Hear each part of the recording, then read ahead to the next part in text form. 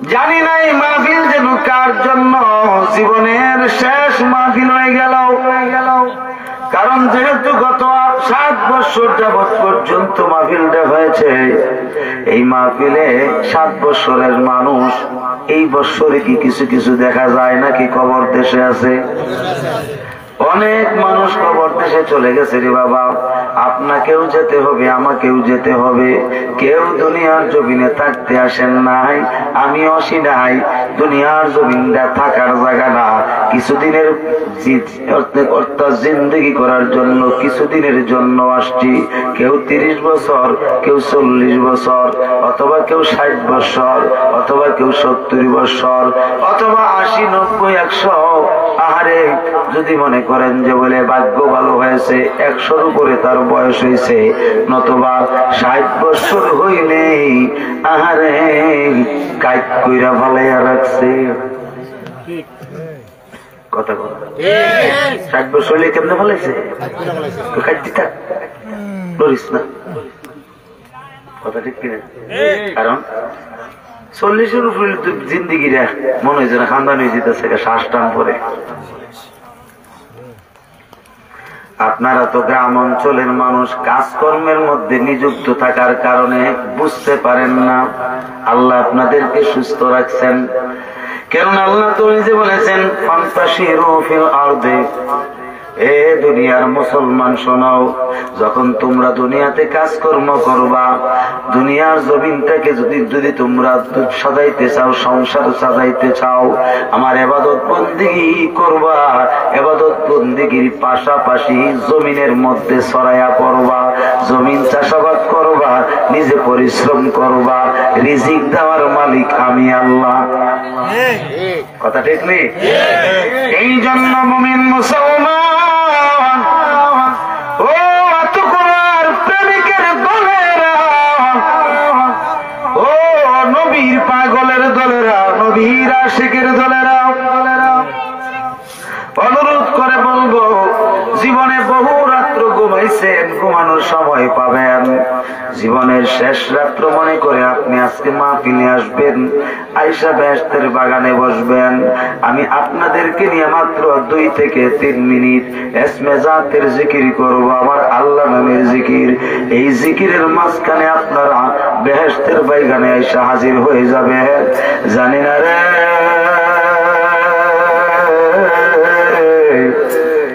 কার জন্য জানে কবরের মাটি লাফালাফি করতেছে, জানি না রে কার জন্য জানে বাজারে সাদা মার্কিন কাপড় অপেক্ষা করতেছে, জানি না রে কার জন্য জানে বাঁশের জারের বাঁশ পয়কা লাল হইয়া রইছে। অথচ বাবারা আমার,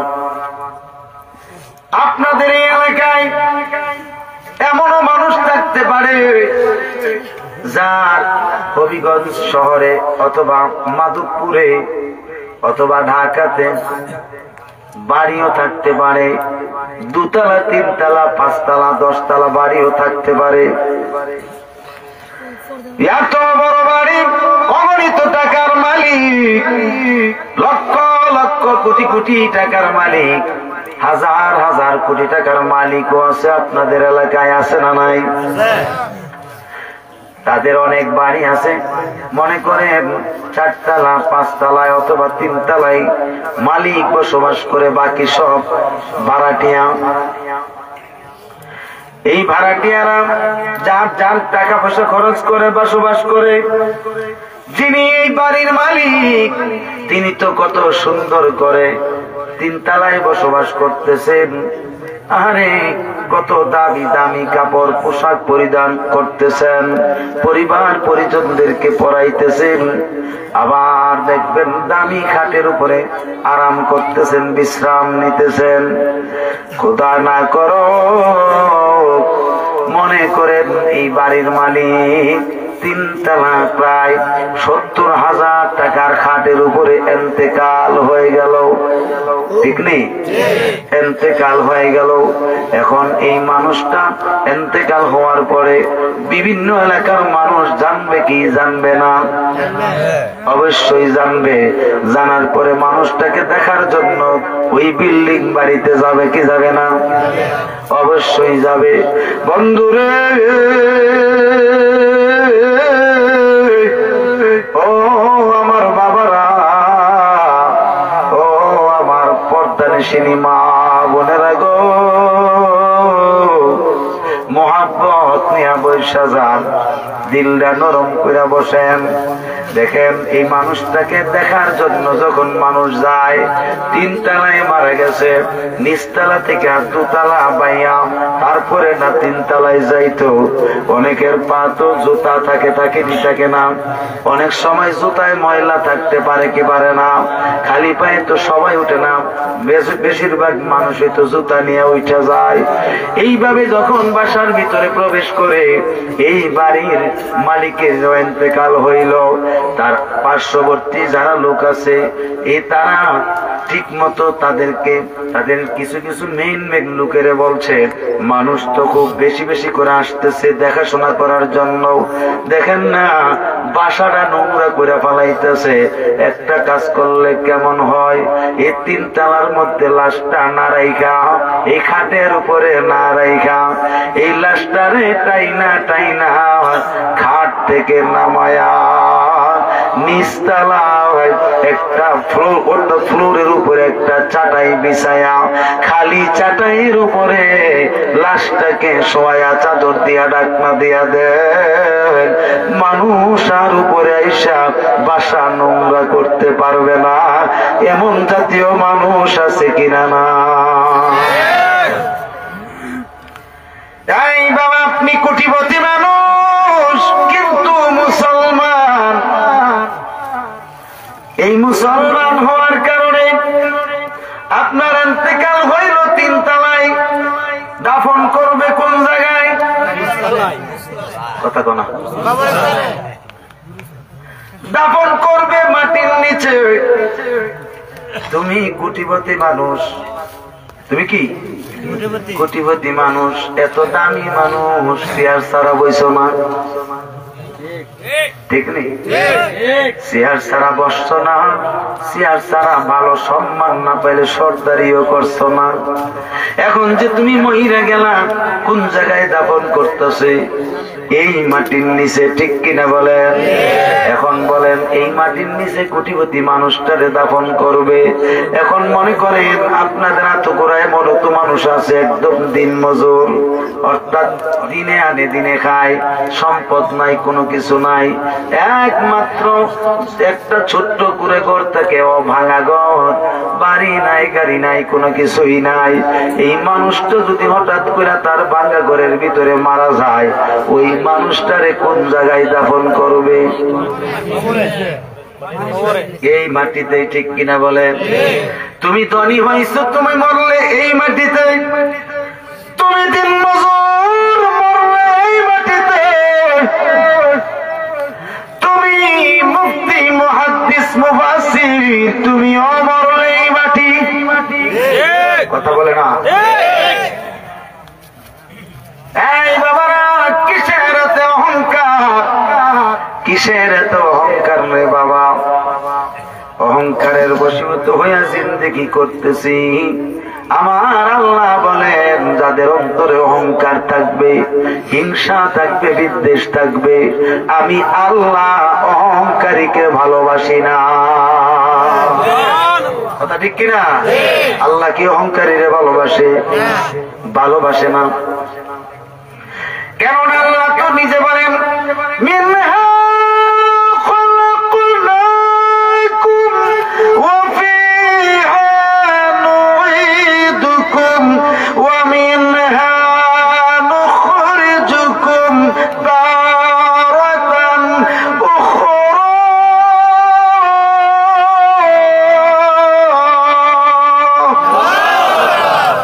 আল্লাহ রাব্বুল আলামিন বলেন, এই পৃথিবীর মানুষ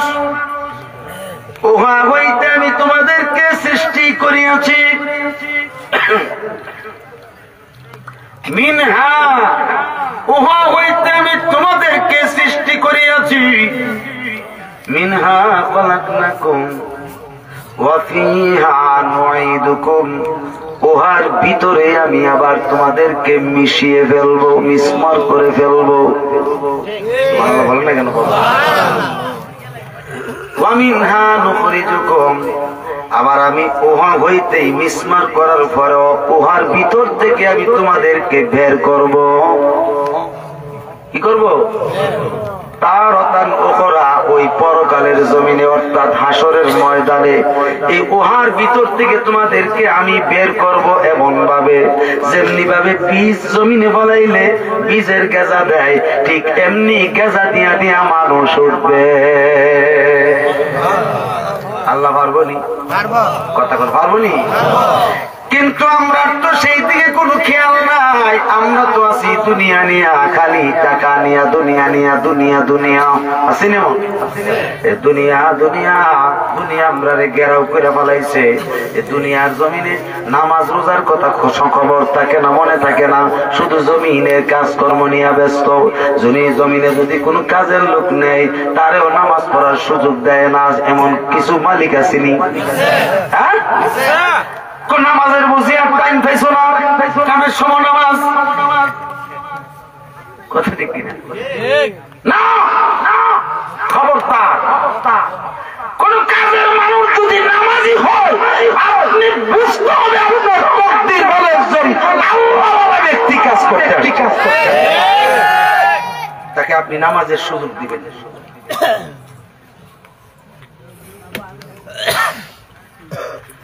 আমরা তো বুঝি না, আমাদের পিছনে কিন্তু সবসময় আজরাইল ফিট করা, সবসময় কি আজরাইল আছে, অর্থাৎ মালিকুল মউত আমাদের পিছনে পিছনে ঘোরাঘুরি করে, আমরা তো দেখতে পাই না। কিন্তু এটার প্রমাণটা, এই ডকুমেন্টটা নেওয়ার দরকার আসেনি বাবা। কি বলেন? আসেনি? আসেনি? কিতাবের নাম বাহাজাতুল আসরার, লিখেছেন হুজুর গাউসে পাক আব্দুল কাদের জিলানী বাগদাদী আল গিলানী রাদিয়াল্লাহু তাআলা হুজুর বলে সুবহানাল্লাহ। তিনি লিখিত সেই কিতাব, এই কিতাবে ছোট্ট একটা ঘটনা আছে। একদিন তিনি ফজর নামাজের পরে, কোন নামাজের পরে? ফজর নামাজের পরে যখন সূর্যটা উঠছে, উঠার পরে যখন লাল থেকে সাদা হইল, তখন তিনি কি করছেন? এশরাকের নামাজ পড়ছেন। কিসের নামাজ? এশরাকের নামাজ পড়ছেন। এশরাকের নামাজ পড়া তিনি ইচ্ছা করলেন যে আমি চাষের নামাজটা একটু পরে পড়ব, আগে একটু ঠান্ডা বাতাস অর্থাৎ বেহেশতি বাতাস, মানে বেহেশতি বাতাস উপভোগ করার জন্য চেষ্টা করি। এই বেহেশতি বাতাস উপভোগ করার জন্য তিনি সঙ্গী সাথী, তিনার ভক্ত মুরিদ ছিল, বেশি না রে বাবা, প্রায় 400-র উপরে মুরিদ ছিল সঙ্গে। এই এতগুলো মুরিদ নিয়া, এতগুলো ভক্ত নিয়ে তিনি ওই সকালবেলা, ভোরবেলা নয় সকালবেলা, আর এই যে কুয়াশার যে দিনগুলো আছে, এই কুয়াশার মধ্যে তিনি কি করছেন? ভক্ত মুরিদ নিয়া হাঁটাহাঁটি করতেছেন। হাঁটাহাঁটি করা অবস্থায় হঠাৎ করে তাকাইয়া দেখতেছি গ্রাম অঞ্চলের ভিত্তিতে একটা যুবতী সুন্দরী মেয়ে, একটা সুন্দরী যুবতী মেয়ে লাল কাপড় পরিধান করিয়া, কি কাপড়? একটু জোরে কন্যা, কি কাপড়? লাল কাপড় পরিধান করিয়া, অর্থাৎ লাল পোশাক পরিধান করিয়া, আরে মেয়েটা গম খেতে ভিতরে, গম খেতে অর্থাৎ নুইয়া নুইয়া মাথাটা নিচু করে করে শাক উঠাইতেছে। কি উঠায়? আপনাদের এই যে নাসিরনগরে আগে গম ক্ষেত করতো, কি করতো না? হ্যাঁ, গম ক্ষেতের পাশে অনেক সময় দেখা যায় সরিষা ক্ষেত করতো। এখন তো সরিষাও নাই, গম ক্ষেত নাই, হইয়া গেছে এরি বেরবেরি। কথা কথা ভুল কইছি? জিয়ার 29, জিয়ার 28 আসেনি? এরপরে কয় কি? জিয়ার 3, জিয়ার 115, মানে কত যে নাই না, জিয়ার 9। আছে না আবার খেতেছে বিনাশে জানেন না এই বাবারা বিজ্ঞানের যুগ বাইরে একবারে খেতের চিৎকারের যুগ নিচে গা এই জন্য বাবারা হুজুর কাছে দেখতেছে মেয়েটা শাক উঠাইতেছে শাকটার নাম হলো বত্তা শাক আসেনি বত্তার সে আরো দিই না আগে কত সুন্দর করে জমিনে গম চাষ করলে আরে আমার আব্বা জান জমিনের চাষ করতো সত্য সকালবেলা আমারে রাত্রেবেলা আমারে ফার্ম দিত আমার আব্বা হুজুরে ফার্ম দিয়ে কইতো কি বাবা সকালে যদি তুমি গম ক্ষেত্রে একটু দৌড়াইতে যাও তোমারে বড় একটা রুটি হম কি রুটি দুইটা দেবে রুটি বলতেছে আব্বা আমি কইছি আব্বা আমি কোন কিটা সহলিত তো মুখ বাইরে গিয়া বাবা গম ক্ষেত দৌড়েছি সত্য আরে ফৈক্কা দৌড়াইতে দৌড়াইতে জানটা পাতলা হয়ে গেছে গা আসেনি এদিন আর এখন আছে নাই বুঝার জন্য বলছি বাবা আমার উদাহরণ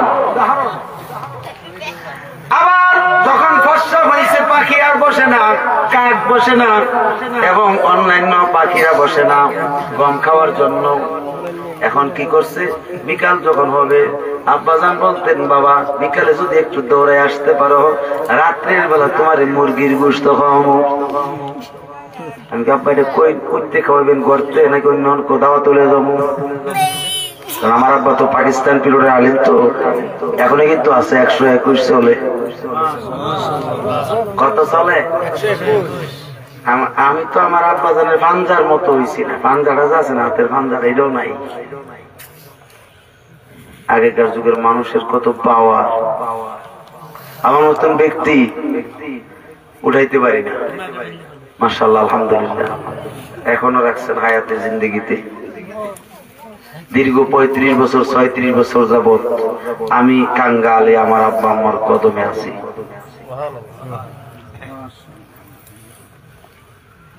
বাবারা আমার বত্তা শাক উঠাইতেছে মেয়েটা আর হুজুর গামছে পাক চোখের পানি ছেড়ে ছেড়ে কান্দে লোকেরা জিজ্ঞেস করছে হুজুর আপনি কান্না করেন কেন আপনার কি হয়েছে বলেন না আপনাকে দেখতেছি দীর্ঘক্ষণ যাবৎ পর্যন্ত মেয়েটার দিকে তাকায়া কান্না করতেছেন কি হয়েছে একটু খুলে বলবেন মেয়েটা তো একটা ভালো মেয়ে মেয়েটা সুন্দর করে শাক উড়াইতেছে কান্নার বিষয় এখানে কেন হুজুর গাউসে পাক ডাক দিয়ে বলে আমার বাবার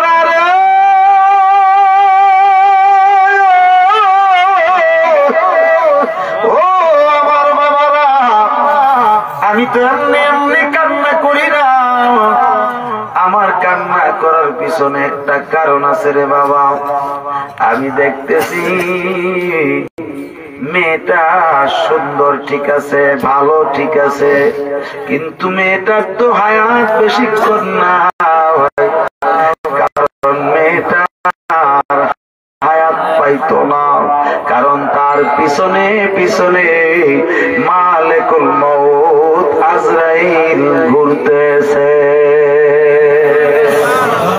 কি ঘুরে আর তো জোরে ঘুরে বাবা কি ঘুরে মালিকুল মউত আজরাইল ঘুরতেছে বলতেছে হুজুর আপনি কেমনে দেখছেন আমরা তো দেখতে পাচ্ছি না বলতেছে বাবা তুমি যদি মনে কিছু বাবারা তোমরা যদি মনে কিছু না নাও আমি তো ঠিকই দেখতেছি কারণ আমার দেখার তোমরার দেখার মধ্যে তো অনেক বেশ কম আছে তোমরা একটা কাজ করো ভালো করে নজর করে দেখো মেয়েটার পিছনে পিছনে একটু নজর করে দেখো কি দেখতে পাও হঠাৎ করে এই মানুষগুলো তাকায়া দেখতেছে মেয়েটা যে শাক উড়াইতেছে মেয়েটার পিছনে একটা বিষধর সাপ এইভাবে বারবার উপরের দিকে ফনা তুলে আবার কিছুক্ষণ পরে ফনাটা নিচু করে ফেলে আবার কিছুক্ষণ পরে ফনা ধরে আবার নিচু করে বসে অর্থাৎ সাপটা খালি ঘুরতে আছে বলতেছে হুজুর কোনো কিছুই তো দেখলাম না শুধু একটা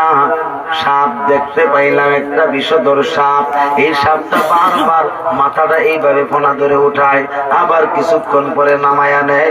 মেয়েটাকে তো কোনো দংশনও করে না, মেয়েটাকে তো আঘাত করছে না, মেয়েটা তো এই সাপের বিষয়টা জানেও না, দেখেও না।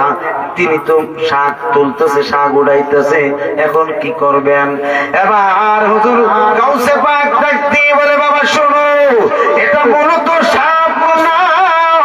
সাপ যদি হইতো তাইলে আওয়াজ করতো, এই আওয়াজ পাই মেয়েরা বুঝতে পারলে এই মেয়েটা কি করতো, সাপটারে ভয় পায় এখান থেকে দৌড়াইয়া যাইতো।